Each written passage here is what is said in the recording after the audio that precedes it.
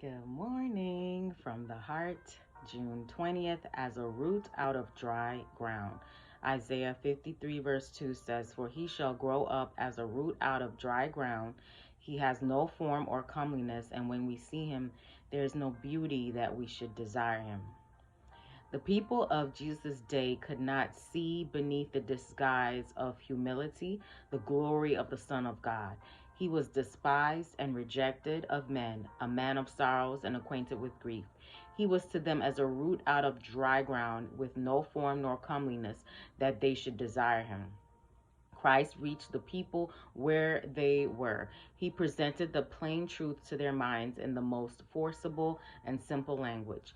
The humble, poor, the most unlearned could comprehend through faith in him the most exalted truths of God. No one needed to consult the learned doctors as to his meaning. He did not perplex the ignorant with mysterious inferences, nor use unaccustomed and learned words of which they had no knowledge.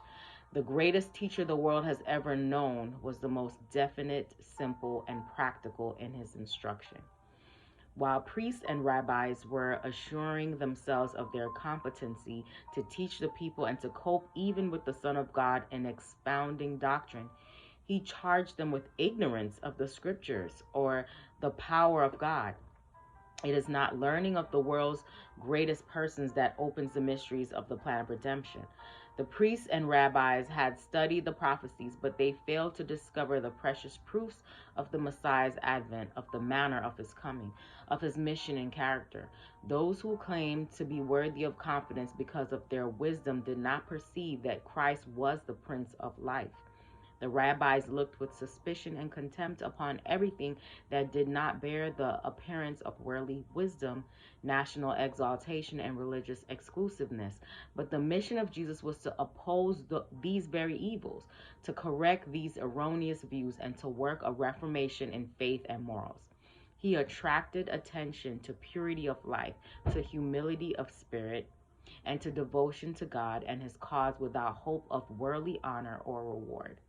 He rejoiced in spirit as he beheld the poor of this world eagerly accepting the precious message which he brought. He looked up to heaven and said, "I thank thee, O Father, Lord of heaven and earth, because thou hast hid these things from the wise and prudent and hast revealed them unto babes." Hope you have a great day today. Live from the heart.